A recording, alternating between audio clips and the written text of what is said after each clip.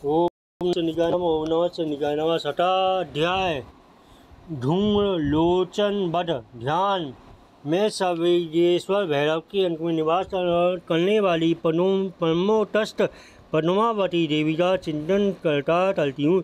वे नागराज के आसन में बैठी हैं। नागों के फलों से सुशोभित होने वाली मणियों की माला से उनकी ढेर लता उद्भासित हो रही है।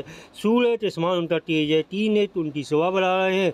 मेरे हाथ में माला कुंभ कपाल और कमल लिए हुए उनके मस्तक पर चंद्र का मुकुट सुशोभित है।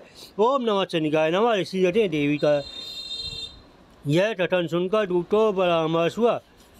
उसने दैत्यराज के पास जाकर सब समाचार विस्तार पूर्वक कह सुनाए। दूत के उस वचन सुनकर दैत्यराज कोपित होता और दैत्य सेनापति धूम्रलोचन से बोला, धूम्रलोचन तुम शीघ्र अपनी सेना लेकर जाओ। उस दुष्टा की केस रची के हुए उसे बलपूर्वक यहाँ ले आओ। उसकी अच्छा करने के यदि कोई दूसरा कोई खड़ा हो चाहे देवता यश अथवा दंडवी क्यों ना उसे अवश्य मार डालना। ऐसी कहते हैं। सुमते इस पर आज्ञा देने में वह धूम्रलोचन दैत्य 60,000 असुरों की सेना साथ लेकर वहाँ से तुरंत चल दिया। वहाँ पहुँचा उसने हिमालय पर रहने वाली देवी को देखा और लड़का अड़ी को निसुमते पाचल, यदि इस समय प्रसन्नतापूर्वक मेरे स्वामी के समीप नहीं चलेगी तो मैं बलपूर्वक तुझे झोटा उतरता घसीटते हुए तुझे ले चलूँगा। देवी बोली, तुम्हें दैत्यों के राजा ने भेजा, तुम स्वयं बलवान हो, तुम्हारे साथ विशाल सेना भी है। ऐसी दशा में यदि मुझे बलपूर्वक ले चलोगे तो मैं तुम्हारा क्या कर सकती हूँ।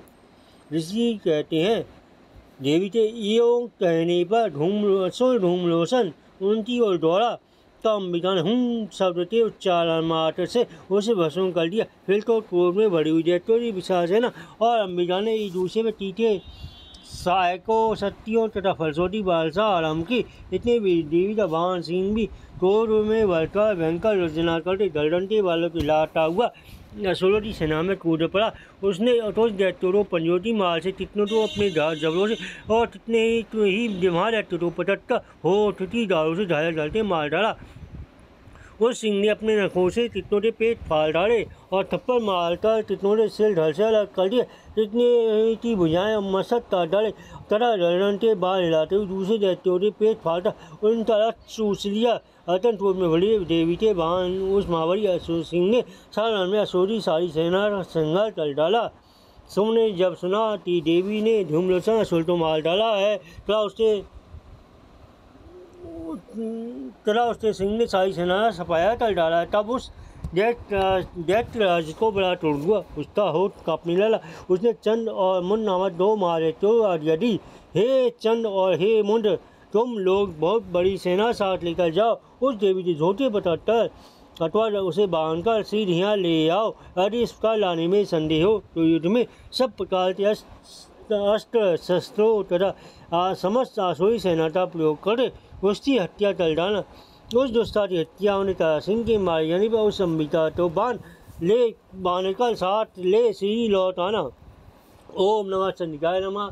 ओम नमः चंडिकाय नमः। ओम नमः चंडिकाय नमः। ओम नमः चंडिकाय नमः। ओम नमः चंडिकाय नमः।